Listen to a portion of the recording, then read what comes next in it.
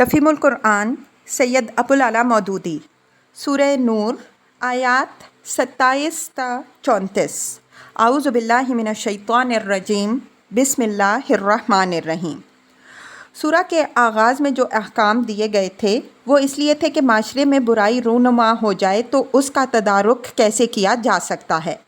اب وہ احکام دیے جا رہے ہیں جن کا مقصد یہ ہے کہ معاشرے میں سرے سے برائیوں کی پیدائش ہی کو روک دیا جائے اور تمدن کے طور طریقوں کی اصلاح کر کے ان اسباب کا سد باب کر دیا جائے جن سے اس طرح کی خرابیاں رونما ہوتی ہیں۔ ان احکام کا مطالعہ کرنے سے پہلے دو باتیں اچھی طرح ذہن نشین کر لینی چاہیے۔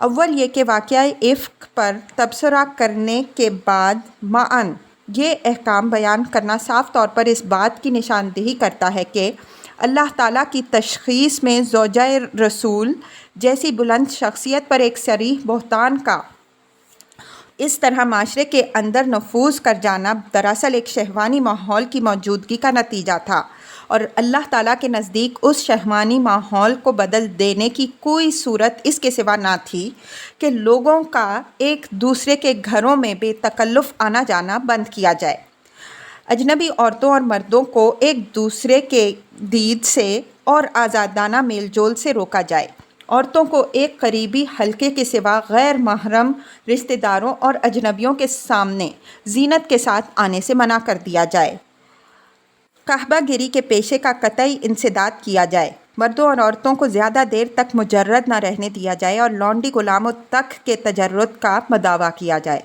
دوسرے الفاظ میں یوں سمجھیے کہ عورتوں کی بے پردگی اور معاشرے میں بکثرت لوگوں کا مجرد رہنا اللہ تعالیٰ کے علم میں وہ بنیادی اسباب ہیں جن سے اجتماعی ماحول میں ایک غیر محسوس شہوانیت ہر وقت جاری و ساری رہتی ہے، اور اسی شہوانیت کی بدولت لوگوں کی آنکھیں، ان کے کان، ان کی زبانیں، ان کے دل سب کے سب کسی واقعی یا خیالی فتنے، اسکینڈل میں پڑ جاتے ہیں اور اس کے لیے ہر وقت تیار رہتے ہیں۔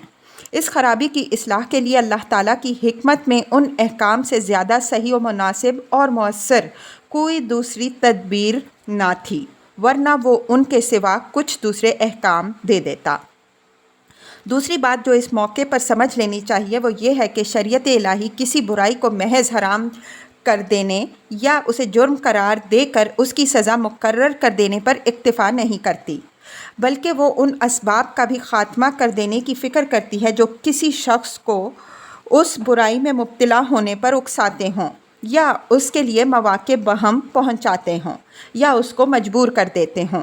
نیز شریعت جرم کے ساتھ اسباب جرم، محرکات جرم اور رسائل و ذرائع جرم پر بھی پابندیاں لگاتی ہے تاکہ آدمی کو اصل جرم کی عین سرحد پر پہنچنے سے پہلے کافی فاصلے ہی پر روک دیا جائے۔ وہ اسے پسند نہیں کرتی کہ لوگ ہر وقت جرم کی سرحدوں پر ٹہلتے رہیں اور روز پکڑے جائیں اور سزا پائیں۔ وہ صرف محتسب پروسیکیوٹر ہی نہیں ہے بلکہ ہمدرد، مصلح اور مددگار بھی ہے، اس لیے وہ تمام تعلیمی، اخلاقی اور معاشرتی تدابیر اس غرض کے لیے استعمال کرتی ہے کہ لوگوں کو برائیوں سے بچنے میں مدد دی جائے۔ اعوذ باللہ من الشیطان الرجیم، بسم اللہ الرحمن الرحیم۔ یا ایھا الذین آمنوا لا تدخلوا بیوتا غیر بیوتکم، اے لوگوں جو ایمان لائے ہو اپنے گھروں کے سوا دوسرے گھروں میں داخل نہ ہوا کرو، حتی تستأنسوا وتسلموا علی اہلہا، یہاں تک کہ گھر والوں کی رضا نہ لے لو اور ان پر سلام نہ بھیج دو۔ تفسیر: اصل میں لفظ حتی تستأنسوا استعمال ہوا ہے جس کو عموماً لوگوں نے حتی تستأنسوا کے معنی میں لیا ہے، لیکن در حقیقت دونوں لفظوں میں ایک لطیف فرق ہے جس کو نظر انداز نہیں کرنا چاہیے۔ اگر حتی تستأنسوا فرمایا جاتا تو آیت کے معنی یہ ہوتے کہ لوگوں کے گھروں میں نہ داخل ہو جب تک کہ اجازت نہ لے لو۔ اس طرز تعبیر کو چھوڑ کر اللہ تعالیٰ نے حتی تستأنسوا کے الفاظ فرمائے ہیں۔ استئناس کا مادہ انس سے ہے جو اردو زبان میں بھی اسی معنی میں استعمال ہوتا ہے جس میں عربی میں استعمال ہوتا ہے۔ اس مادے سے استئناس کا لفظ جب بولیں گے تو اس کے معنی ہوں گے انس معلوم کرنا یا اپنے سے مانوس کرنا۔ پس آیت کا مطلب یہ ہے کہ لوگوں کے گھروں میں نہ داخل ہو جب تک کہ ان کو مانوس نہ کر لو یا ان کا انس معلوم نہ کر لو، یعنی یہ معلوم نہ کر لو کہ تمہارا آنا صاحب خانہ کو ناگوار تو نہیں ہے، وہ پسند کرتا ہے کہ تم اس کے گھر میں داخل ہو۔ اسی لیے ہم نے اس کا ترجمہ اجازت لینے کے بجائے رضا لینے کے الفاظ سے کیا ہے، کیونکہ یہ مفہوم اصل سے قریب تر ہے۔ ذالکم خیر لکم لعلکم تذکرون، یہ طریقہ تمہارے لیے بہتر ہے، توقع ہے کہ تم اس کا خیال رکھو گے۔ تفسیر: جاہلیت میں اہل عرب کا طریقہ یہ تھا کہ وہ حییتم صباحً حییتم مساءً، صبح بخیر یا شام بخیر کہتے ہوئے بے تکلف ایک دوسرے کے گھروں میں گھس جاتے تھے، اور بسا اوقات گھر والوں پر اور ان کی عورتوں پر نادیدگی حالت میں نگاہیں پڑ جاتی تھیں۔ اللہ تعالیٰ نے اس کی اصلاح کے لیے یہ اصول مقرر کیا کہ ہر شخص کو اپنے رہنے کی جگہ میں تخلیہ، پرائیویسی کا حق حاصل ہے، اور کسی دوسرے کے لیے جائز نہیں کہ وہ اس کے تخلیے میں اس کی مرضی اور اجازت کے بغیر خلل انداز ہو۔ اس حکم کے نازل ہونے پر نبی صلی اللہ علیہ وسلم نے معاشرے میں جو آداب اور قواعد جاری فرمائے انہیں ہم ذیل میں نمبر وار بیان کرتے ہیں۔ نمبر 1، حضور صلی اللہ علیہ وسلم نے تخلیے کے اس حق کو صرف گھر والوں میں داخل ہونے کے سوال تک محدود نہیں رکھا، بلکہ اسے ایک عام حق قرار دیا، جس کی روح سے دوسروں کے گھروں میں جھانکنا، باہر سے نگاہ ڈالنا، حتیٰ کہ دوسرے کا خط اس کی اجازت کے بغیر پڑھنا بھی ممنوع ہے۔ حضرت ثوبان رضی اللہ عنہ رسول اللہ صلی اللہ علیہ وسلم کے آزاد کردہ غلام کی روایت ہے کہ رسول اللہ صلی اللہ علیہ وسلم نے فرمایا، جب نگاہ داخل ہو گئی تو پھر خود داخل ہونے کے لیے اجازت مانگنے کا کیا موقع رہا۔ ابو داؤد۔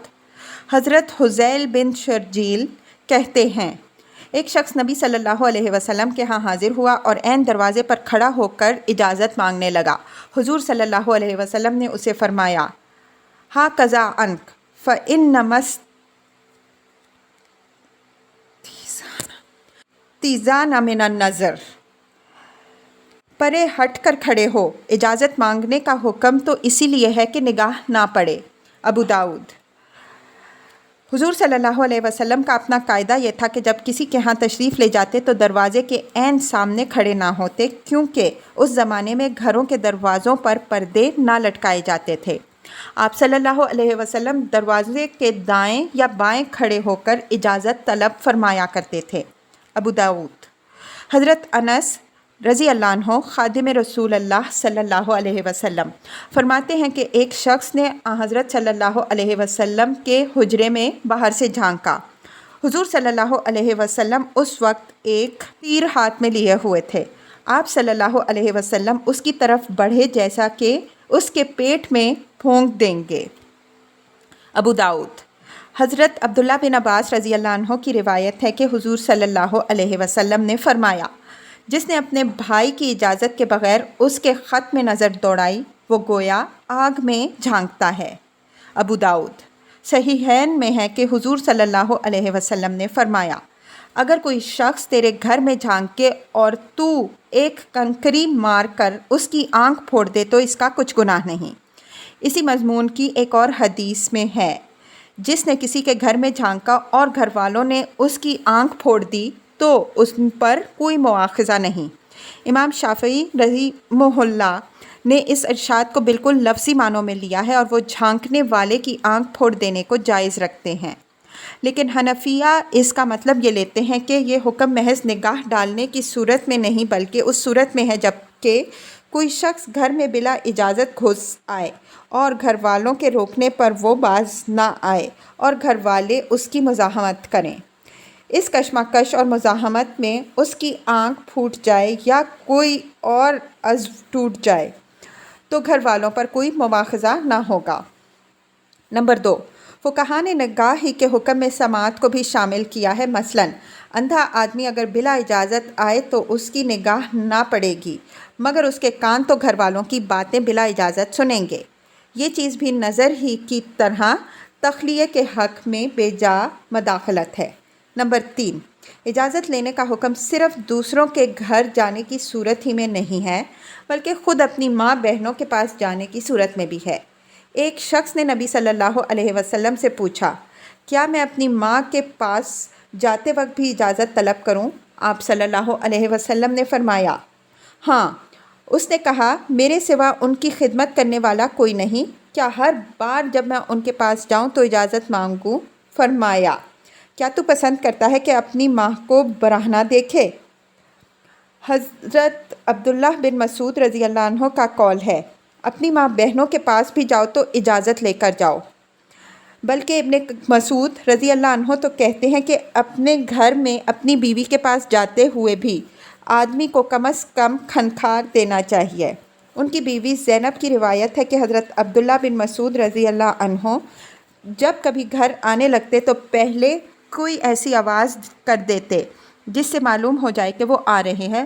وہ یہ پسند نہ کرتے تھے کہ اچانک گھر میں آن کھڑے ہوں۔ نمبر 4، اجازت طلب کرنے کے حکم سے صرف یہ صورت مستثنیٰ ہے کہ کسی کے گھر پر اچانک کوئی مصیبت آ جائے، مثلاً آگ لگ جائے یا کوئی چور گھس آئے۔ ایسے مواقع پر مدد کے لیے بلا اجازت جا سکتے ہیں۔ نمبر 5، اول جب استئذان کا قاعدہ مقرر کیا گیا تو لوگ اس کے آداب سے واقف نہ تھے۔ ایک دفعہ ایک شخص نبی صلی اللہ علیہ وسلم کے ہاں آیا، دروازے پر سے پکار کر کہنے لگا، کیا میں گھس آؤں؟ نبی صلی اللہ علیہ وسلم نے اپنی لونڈی روزہ سے فرمایا، یہ شخص اجازت مانگنے کا طریقہ نہیں جانتا، ذرا اٹھ کر اسے بتا کہ یوں کیا کہنا چاہیے۔ السلام علیکم، ادخلو؟ السلام علیکم، کیا میں داخل ہو جاؤں؟ ابن جریر، ابو داؤد۔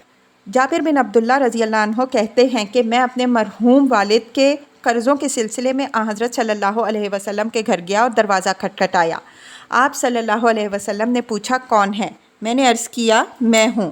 آپ صلی اللہ علیہ وسلم نے 2-3 مرتبہ فرمایا، میں ہوں، یعنی اس میں ہوں سے کوئی کیا سمجھے کہ تم کون ہو۔ ابو داؤد۔ ایک صاحب کلدہ بن حنبل ایک کام سے نبی صلی اللہ علیہ وسلم کے ہاں آئے اور سلام کے بغیر یوں ہی جا بیٹھے۔ آپ صلی اللہ علیہ وسلم نے فرمایا، باہر جاؤ اور السلام علیکم کہہ کے اندر داخل ہو۔ ابو داؤد۔ استئذان کا صحیح طریقہ یہ تھا کہ آدمی اپنا نام بتا کر اجازت طلب کرے۔ حضرت عمر رضی اللہ عنہ کے متعلق روایت ہے کہ وہ حضور صلی اللہ علیہ وسلم کی خدمت میں حاضر ہوتے ہوئے عرض کرتے، السلام علیکم یا رسول اللہ، خلل عمر۔ ابو داؤد۔ اجازت لینے کے لیے حضور صلی اللہ علیہ وسلم نے زیادہ سے زیادہ 3 مرتبہ پکارنے کی حد مقرر کی اور فرمایا، اگر تیسری مرتبہ پکارنے پر بھی جواب نہ ملے تو واپس ہو جاؤ۔ بخاری، مسلم، ابو داؤد۔ یعنی حضور صلی اللہ علیہ وسلم کا اپنا طریقہ یہ تھا۔ ایک مرتبہ آپ صلی اللہ علیہ وسلم حضرت سعد بن عبادہ رضی اللہ عنہ کے ہاں گئے اور السلام علیکم ورحمۃ اللہ کہہ کر 2 دفعہ اجازت طلب کی، مگر اندر سے جواب نہ آیا۔ تیسری مرتبہ جواب نہ ملنے پر آپ صلی اللہ علیہ وسلم واپس ہو گئے۔ حضرت سعد رضی اللہ عنہ اندر سے دوڑ کر آئے اور عرض کیا، یا رسول اللہ صلی اللہ علیہ وسلم، میں آپ صلی اللہ علیہ وسلم کی آواز سن رہا تھا، مگر میرا جی چاہتا تھا کہ آپ صلی اللہ علیہ وسلم کی زبان مبارک سے میرے لیے جتنی بار بھی سلام و رحمت کی دعا نکل جائے اچھا ہے، اس لیے میں بہت آہستہ آہستہ جواب دیتا رہا۔ ابو داؤد، احمد۔ یہ 3 مرتبہ پکارنا پے در پے نہ ہونا چاہیے، بلکہ ٹھہر ٹھہر کر پکارنا چاہیے، تاکہ صاحب خانہ کو اگر کوئی مشغولیت جواب دینے میں مانع ہو تو اسے فارغ ہونے کا موقع مل جائے۔ نمبر 6، اجازت یا تو خود صاحب خانہ کی معتبر ہے یا پھر کسی ایسے شخص کی جس کے متعلق آدمی یہ سمجھنے میں حق بجانب ہو کہ وہ صاحب خانہ کی طرف سے اجازت دے رہا ہے، مثلاً گھر کا خادم یا کوئی اور ذمہ دار قسم کا آدمی۔ کوئی چھوٹا سا بچہ اگر کہہ دے کہ آ جاؤ تو اس پر اعتماد کر کے داخل نہ ہو جانا چاہیے۔ نمبر 7، اجازت طلب کرنے میں بے جا اصرار کرنا یا اجازت نہ ملنے کی صورت میں دروازے پر جم کر کھڑے ہو جانا جائز نہیں۔ اگر 3 دفعہ استئذان کے بعد صاحب خانہ کی طرف سے اجازت نہ ملے یا وہ ملنے سے انکار کر دے تو واپس چلے جانا چاہیے۔ فَإِن لَمْ تَجِدُوا فِيهَا أَحَدًا فَلَا تَدْخُلُوهَا حَتَّى يُؤْذَنَ لَكُمْ، پھر اگر وہاں کسی کو نہ پاؤ تو داخل نہ ہو جب تک کہ تم کو اجازت نہ دے دی جائے۔ تفسیر، یعنی کسی کے خالی گھر میں داخل ہو جانا جائز نہیں الا یہ کہ صاحب خانہ نے آدمی کو خود اس بات کی اجازت دی ہو۔ مثلاً اس نے آپ سے کہہ دیا ہو کہ اگر میں موجود نہ ہوں تو آپ میرے کمرے میں بیٹھ جائیے گا، یا وہ کسی اور جگہ پر ہو اور آپ کی اطلاع ملنے پر وہ کہلا بھیجے کہ آپ تشریف رکھیے میں ابھی آتا ہوں، ورنہ محض یہ بات کہ مکان میں کوئی نہیں ہے یا اندر سے کوئی نہیں بولتا کسی کے لیے یہ جائز نہیں کر دیتی کہ وہ بلا اجازت داخل ہو جائے۔ ان قیل لکم ارجعوا فارجعوا هو ازکی لکم، اور اگر تم سے کہا جائے کہ واپس چلے جاؤ تو واپس چلے جاؤ، یہی تمہارے لیے زیادہ پاکیزہ طریقہ ہے۔ تفسیر، یعنی اس پر برا نہ ماننا چاہیے۔ ایک آدمی کو حق ہے کہ وہ کسی سے نہ ملنا چاہے تو انکار کر دے، یا کوئی مشغولیت ملاقات میں مانے ہو تو معذرت کر دے۔ ارجعوا، واپس ہو جاؤ کہ حکم کا فقہا نے یہ مطلب دیا ہے کہ اس صورت میں دروازے کے سامنے ڈٹ کر کھڑے ہو جانے کی اجازت نہیں، بلکہ آدمی کو وہاں سے ہٹ جانا چاہیے۔ کسی شخص کو یہ حق نہیں ہے کہ دوسرے کو ملاقات پر مجبور کرے یا اس کے دروازے پر ٹھہر کر اسے تنگ کرنے کی کوشش کرے۔ اللہ بما تعملون علیم، اور جو کچھ تم کرتے ہو اللہ اسے خوب جانتا ہے۔ لیس علیکم جناح ان تدخلوا بیوتا غیر مسکونۃ فیہا متاع لکم، البتہ تمہارے لیے اس میں کوئی مضائقہ نہیں کہ ایسے گھروں میں داخل ہو جاؤ جو کسی کے رہنے کی جگہ نہ ہو، جن میں تمہارے فائدے یا کام کی کوئی چیز ہو۔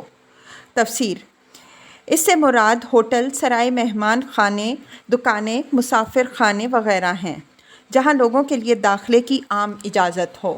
واللہ یعلم ما تبدون وما تکتمون، جو کچھ تم ظاہر کرتے ہو اور جو کچھ تم چھپاتے ہو سب کی اللہ کو خبر ہے۔ قل للمؤمنین یغضوا من ابصارہم ویحفظوا فروجہم، اے نبی صلی اللہ علیہ وسلم، مومنوں کو کہہ دو کہ اپنی نظریں بچا کر رکھیں اور اپنی شرمگاہوں کی حفاظت کریں۔ تفسیر، اصل میں الفاظ یغضوا من ابصارہم غصہ کے معنی ہیں کسی چیز کو کم کرنے، گھٹانے اور پست کرنے کے۔ غص بصر کا ترجمہ عام طور پر نگاہ نیچی کرنا یا رکھنا کیا جاتا ہے، لیکن دراصل اس حکم کا مطلب ہر وقت نیچے ہی دیکھتے رہنے کا نہیں ہے، بلکہ پوری طرح نگاہ بھر کر نہ دیکھنا اور نگاہوں کو دیکھنے کے لیے بالکل آزاد نہ چھوڑ دینا ہے۔ یہ مفہوم نظر بچانے سے ٹھیک ادا ہوتا ہے، یعنی جس چیز کو دیکھنا مناسب نہ ہو اس سے نظر ہٹا لی جائے، قطع نظر اس سے کہ آدمی نگاہ نیچی کرے یا کسی اور طرف اسے بچا لے جائے۔ من ابصارہم میں من تبعید کے لیے ہے، یعنی حکم تمام نظروں کو بچانے کا نہیں بلکہ بعض نظروں کو بچانے کا ہے۔ بالفاظ دیگر اللہ تعالیٰ کا منشا یہ نہیں ہے کہ کسی چیز کو بھی نگاہ بھر کے نہ دیکھا جائے، بلکہ وہ صرف ایک مخصوص دائرے میں نگاہ پر یہ پابندی عائد کرنا چاہتا ہے۔ اب یہ بات سیاق و سباق سے معلوم ہوتی ہے کہ یہ پابندی جس چیز پر عائد کی گئی ہے وہ ہے مردوں کو عورتوں کو دیکھنا، یا دوسرے لوگوں کے سطر پر نگاہ ڈالنا، یا فحش مناظر پر نگاہ جمانا۔ کتاب اللہ کے اس حکم کی جو تشریح سنت نے کی ہے اس کی تفصیلات حسب ذیل ہیں۔ نمبر 1، آدمی کے لیے یہ بات حلال نہیں کہ وہ اپنی بیوی یا اپنی محرم خواتین کے سوا کسی دوسری عورت کو نگاہ بھر کر دیکھے۔ ایک دفعہ اچانک نظر پڑ جائے تو معاف ہے، لیکن یہ معاف نہیں کہ آدمی نے پہلی نظر میں جہاں کوئی کشش محسوس کی وہاں پھر نظر دوڑائے۔ نبی صلی اللہ علیہ وسلم نے اس طرح کی دیدہ بازی کو آنکھ کی بدکاری سے تعبیر کیا ہے۔ آپ صلی اللہ علیہ وسلم نے ارشاد فرمایا ہے کہ آدمی اپنے تمام حواس سے زنا کرتا ہے۔ دیکھنا آنکھوں کا زنا ہے، لگاوٹ کی بات چیت زبان کا زنا ہے، آواز سے لذت لینا کانوں کا زنا ہے، ہاتھ لگانا اور ناجائز مقصد کے لیے چلنا ہاتھ پاؤں کا زنا ہے۔ بدکاری کی یہ ساری تمہیدیں جب پوری ہو چکتی ہیں تب شرمگاہ ہیں۔ یا تو اس کی تکمیل کر دیتی ہیں یا تکمیل کرنے سے رہ جاتی ہیں۔ بخاری، مسلم، ابو داؤد۔ حضرت بریدہ رضی اللہ عنہ کی روایت ہے کہ نبی صلی اللہ علیہ وسلم نے حضرت علی رضی اللہ عنہ سے فرمایا، اے علی، ایک نظر کے بعد دوسری نظر نہ ڈالنا، پہلی نظر تو معاف ہے مگر دوسری معاف نہیں۔ احمد، ترمذی، ابو داؤد۔ حضرت جریر بن عبداللہ بجلی رضی اللہ عنہ کہتے ہیں کہ میں نے رسول اللہ صلی اللہ علیہ وسلم سے پوچھا، اچانک نگاہ پڑ جائے تو کیا کروں؟ فرمایا، فوراً نگاہ پھیر لو یا نیچی کر لو۔ مسلم، احمد، ترمذی، ابو داؤد، نسائی۔ عبداللہ بن مسعود روایت کرتے ہیں رضی اللہ عنہ کہ حضور صلی اللہ علیہ وسلم نے فرمایا، اللہ تعالیٰ کا ارشاد ہے، نگاہ ابلیس کے زہریلے تیروں میں سے ایک تیر ہے، جو شخص مجھ سے ڈر کر اس کو چھوڑ دے گا، میں اس کے بدلے میں اسے ایسا ایمان دوں گا جس کی حلاوت وہ اپنے دل میں پائے گا۔ طبرانی۔ ابو امامہ رضی اللہ عنہ کی روایت ہے کہ حضور صلی اللہ علیہ وسلم نے فرمایا، جس مسلمان کی نگاہ کسی عورت کے حسن پر پڑے اور وہ نگاہ ہٹا لے تو اللہ اس کی عبادت میں لطف اور لذت پیدا کر دیتا ہے۔ مسند احمد۔ امام جعفر صادق رحمہ اللہ اپنے والد امام احمد باقر رحمہ اللہ سے اور وہ حضرت جابر بن عبداللہ انصاری رضی اللہ عنہ سے روایت کرتے ہیں کہ حجۃ الوداع کے موقع پر رسول اللہ صلی اللہ علیہ وسلم کے چچا زاد بھائی فضل بن عباس، جو اس وقت ایک جوان لڑکے تھے، رضی اللہ عنہ، مشعر حرام سے واپسی کے وقت حضور صلی اللہ علیہ وسلم کے اونٹ پر سوار تھے۔ راستے سے جب عورتیں گزرنے لگیں تو فضل رضی اللہ عنہ ان کی طرف دیکھنے لگے۔ نبی صلی اللہ علیہ وسلم نے ان کے منہ پر ہاتھ رکھا اور اسے دوسری طرف پھیر دیا۔ ابو داؤد۔ اسی حجۃ الوداع کے قصہ ہے کہ قبیلہ سم کی ایک عورت راستے میں حضور صلی اللہ علیہ وسلم کو روک کر حج کے متعلق ایک مسئلہ پوچھنے لگی۔ فضل بن عباس رضی اللہ عنہ نے اس پر نگاہیں گاڑ لیں۔ نبی صلی اللہ علیہ وسلم نے ان کا منہ پکڑ کر دوسری طرف کر دیا۔ بخاری، ابو داؤد، ترمذی۔ نمبر 2، اس سے کسی کو یہ غلط فہمی نہ ہو کہ عورتوں کو کھلے منہ پھیرنے کی عام اجازت تھی، تبھی تو غض بصر کا حکم دیا گیا، ورنہ اگر چہرے کا پردہ رائج کیا جا چکا ہوتا تو پھر نظر بچانے یا نہ بچانے کا کیا سوال۔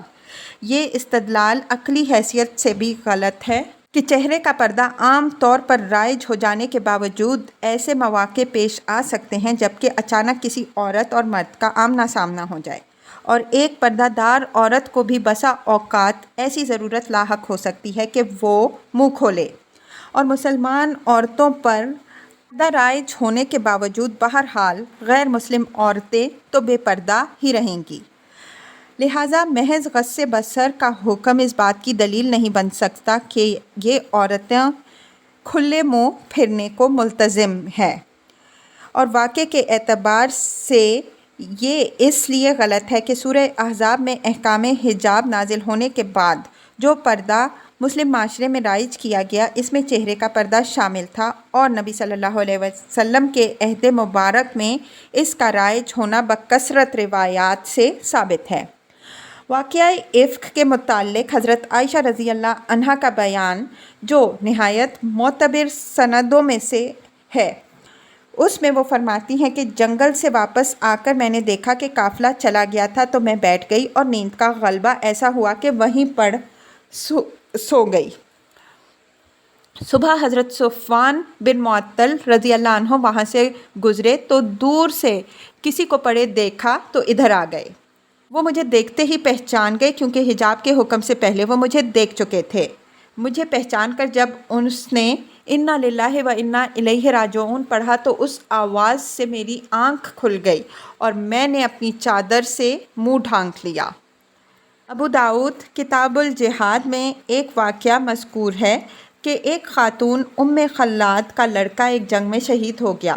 وہ اس کے متعلق دریافت کرنے کے لیے حضور صلی اللہ علیہ وسلم کے پاس آئیں، مگر اس حال میں کہ چہرے پر نقاب پڑی ہوئی تھی۔ بعض صحابہ رضی اللہ عنہم نے حیرت کے ساتھ کہا، اس وقت بھی تمہارے چہرے پر نقاب ہے، یعنی بیٹے کی شہادت کی خبر سن کر تو ایک ماں کو تن بدن کا ہوش نہیں رہتا، اور تم اس اطمینان کے ساتھ باپردہ آئی ہو۔ جواب میں کہنے لگیں، میں نے بیٹا تو ضرور کھویا ہے مگر اپنی حیا تو نہیں کھو دی۔ ابو داؤد ہی میں حضرت عائشہ رضی اللہ عنہا کی روایت ہے کہ ایک عورت نے پردے کے پیچھے سے ہاتھ بڑھا کر رسول اللہ صلی اللہ علیہ وسلم کو درخواست دی۔ حضور صلی اللہ علیہ وسلم نے پوچھا، یہ عورت کا ہاتھ ہے یا مرد کا؟ اس نے عرض کیا، عورت کا۔ فرمایا، عورت کا ہاتھ ہے تو کم از کم ناخن ہی مہندی سے رنگ لیے ہوتے۔ رہے حج کے موقع کے دو وہ واقعات جن کا ہم نے اوپر ذکر کیا تو وہ عہد نبوی صلی اللہ علیہ وسلم میں چہرے کا پردہ نہ ہونے کی دلیل نہیں بن سکتے، کیونکہ احرام کے لباس میں نقاب کا استعمال ممنوع ہے۔ تاہم اس حالت میں بھی محتاط خواتین غیر مردوں کے سامنے چہرہ کھول دینا پسند نہیں کرتیں۔ حضرت عائشہ رضی اللہ عنہا سے روایت ہے کہ حجۃ الوداع کے سفر میں ہم لوگ بحالت احرام مکے کی طرف جا رہے تھے۔ جب مسافر ہمارے پاس سے گزرنے لگتے تو ہم عورتیں اپنے سر کی چادریں کھینچ کر منہ پر ڈال لیتیں، اور وہ گزر جاتے تو ہم اپنے منہ کھول لیتیں۔ نمبر 3، غض بصر کے اس حکم سے مستثنیٰ صرف وہ عورتیں ہیں جن میں کسی عورت کو دیکھنے کی حقیقی ضرورت ہو۔ مثلاً کوئی شخص کسی عورت سے نکاح کرنا چاہتا ہو، اس غرض کے لیے عورت کو دیکھ لینے کی نہ صرف اجازت ہے بلکہ ایسا کرنا کم از کم مستحب ضرور ہے۔ مغیرہ بن شعبہ رضی اللہ عنہ کی روایت ہے کہ میں نے ایک جگہ نکاح کا پیغام دیا۔ رسول اللہ صلی اللہ علیہ وسلم نے پوچھا، تم نے لڑکی کو دیکھ بھی لیا؟ میں نے عرض کیا، نہیں۔ فرمایا، اسے دیکھ لو، اس طرح زیادہ توقع کی جا سکتی ہے کہ تمہارے درمیان موافقت ہوگی۔ ابو ہریرہ رضی اللہ عنہ کی روایت ہے کہ ایک شخص نے کہیں شادی کا پیغام دیا۔ نبی صلی اللہ علیہ وسلم نے فرمایا، لڑکی کو دیکھ لو کیونکہ انصار کی آنکھوں میں کچھ خرابی ہوتی ہے۔ جابر بن عبداللہ رضی اللہ عنہ کہتے ہیں کہ حضور صلی اللہ علیہ وسلم نے فرمایا، تم میں سے جب کوئی شخص کسی عورت سے نکاح کا خواستگار ہو تو حتی الامکان اسے دیکھ کر اطمینان کر لینا چاہیے کہ آیا عورت میں کوئی خوبی ہے جو اس کے ساتھ نکاح کی طرف راغب کرنے والی ہو۔ مسند احمد میں ابو حمیدہ کی روایت ہے کہ حضور صلی اللہ علیہ وسلم نے اس غرض کے لیے دیکھنے کی اجازت کو فلا جناح علیہ کے الفاظ سے بیان کیا، یعنی ایسا کر لینے میں کوئی مضائقہ نہیں۔ نیز اس کی بھی اجازت دی کہ لڑکی کی بے خبری میں بھی اس کو دیکھا جا سکتا ہے۔ اسی سے فقہا نے یہ قاعدہ اخذ کیا کہ بصورت دیگر دیکھنے کی اجازت ہے۔ مثلاً تفتیش جرائم کے سلسلے میں کسی مشتبہ عورت کو دیکھنا، یا عدالت میں گواہی کے موقع پر قاضی کا کسی گواہ عورت کو دیکھنا، یا علاج کے لیے طبیب کا مریضہ کو دیکھنا۔ نمبر 4، غض بصر کے حکم کا یہ منشا بھی ہے کہ آدمی کسی عورت یا مرد کے سطر پر نگاہ نہ ڈالے۔ نبی صلی اللہ علیہ وسلم کا ارشاد ہے، کوئی مرد کسی مرد کے سطر کو نہ دیکھے اور کوئی عورت کسی عورت کے سطر کو نہ دیکھے۔ حضرت علی رضی اللہ عنہ کی روایت ہے کہ رسول اللہ صلی اللہ علیہ وسلم نے مجھ سے فرمایا، کسی زندہ یا مردہ انسان کی ران پر نگاہ نہ ڈالو۔ ابو داؤد، ابن ماجہ۔ وَيَحْفَظُوا فُرُوجَهُمْ، اور اپنی شرمگاہوں کی حفاظت کرو۔ تفسیر۔ شرمگاہوں کی حفاظت سے مراد محض ناجائز شہوانی سے پرہیز ہی نہیں بلکہ اپنے سطر کو دوسروں کے سامنے کھولنے سے بھی پرہیز ہے۔ مرد کے لیے سطر کے حدود نبی صلی اللہ علیہ وسلم نے ناف سے گھٹنے تک مقرر فرمائے ہیں۔ مرد کا سطر اس کی ناف سے گھٹنے تک ہے۔ اس حصہ جسم کو بیوی کے سوا کسی کے سامنے قصداً کھولنا حرام ہے۔ حضرت فرحد اسلمی رضی اللہ عنہ جو اصحاب صفہ میں سے ایک بزرگ تھے روایت کرتے ہیں کہ حضور صلی اللہ علیہ وسلم کی مجلس میں ایک دفعہ میری ران کھلی ہوئی تھی۔ حضور صلی اللہ علیہ وسلم نے فرمایا، کیا تمہیں معلوم نہیں ہے کہ ران چھپانے کے قابل چیز ہے؟ ترمذی، ابو داؤد، موطا۔ حضرت علی رضی اللہ عنہ کی روایت ہے کہ حضور صلی اللہ علیہ وسلم نے فرمایا اپنی ران کبھی نہ کھولو۔ ابو داؤد ابن ماجہ۔ صرف دوسروں کے سامنے ہی نہیں، تنہائی میں بھی ننگا رہنا ممنوع ہے۔ چنانچہ حضور صلی اللہ علیہ وسلم کا ارشاد ہے، خبردار کبھی ننگے نہ رہو، کیونکہ تمہارے ساتھ وہ ہیں جو کبھی تم سے جدا نہیں ہوتے، یعنی خیر اور رحمت کے فرشتے، سوائے اس وقت کے جب تم رفع حاجت کرتے ہو یا اپنی بیویوں کے پاس جاتے ہو، لہٰذا ان سے شرم کرو اور ان کا احترام ملحوظ رکھو۔ ترمذی۔ ایک اور حدیث میں ہے کہ حضور صلی اللہ علیہ وسلم نے فرمایا، اپنے ستر کو اپنی بیوی اور لونڈی کے سوا ہر ایک سے محفوظ رکھو۔ سائل نے پوچھا، اور جب ہم تنہائی میں ہوں؟ فرمایا، تو اللہ تبارک و تعالیٰ اس سے زیادہ حقدار ہے کہ اس سے شرم کی جائے۔ ابو داؤد، ترمذی، ابن ماجہ۔ ذَلِکَ أَزْکَىٰ لَہُمْ، یہ ان کے لیے زیادہ پاکیزہ طریقہ ہے۔ اِنَّ اللَّهَ خَبِیرٌ بِمَا یَصْنَعُونَ، جو کچھ وہ کرتے ہیں اللہ اس سے باخبر رہتا ہے۔